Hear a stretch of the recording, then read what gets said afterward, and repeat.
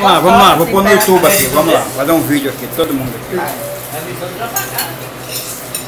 Seu Dalício, Henrique,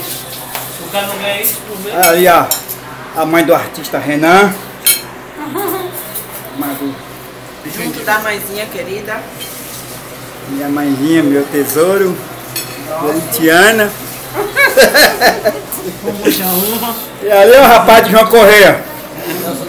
Caraguatá, dá no mesmo, é tudo do mesmo tamanho. É tudo do mesmo tamanho. Era a bananeira. E ali é a princesa dele ali, ó, o Valtinho. Era a bananeira. Da bananeira? Pior ainda. A bananeira ainda existe ainda? É Baraúna, conhece? Tem fala, tem placa que é bananeira, mas tem que pagar. Baraúna pra Justiça. Baraúna, é da Baraúna. Melhor ainda pra ele. Bananeira. Tem placa pra bananeira, pra paixão e nunca Paixão.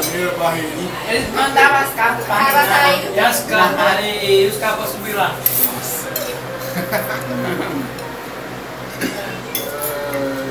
Pode pôr no YouTube, Neto? Pode, né? Não tem problema não, né? Hã? Pode. Já põe nada. Daqui a pouco o povo de Abaíra já tá vendo já. Todo mundo vê. Eu falo Você não importa não, ô Henrique? Não, né? Dona Quirinha. Então tá bom então. Nanai pra almoçar a Luana ali.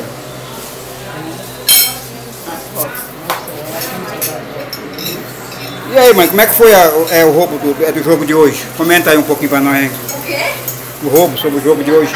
Comenta aí pra nós, hein? Os palmeirenses têm grande mágoa, porque o Corinthians joga muito até debaixo d'água. Não vale não.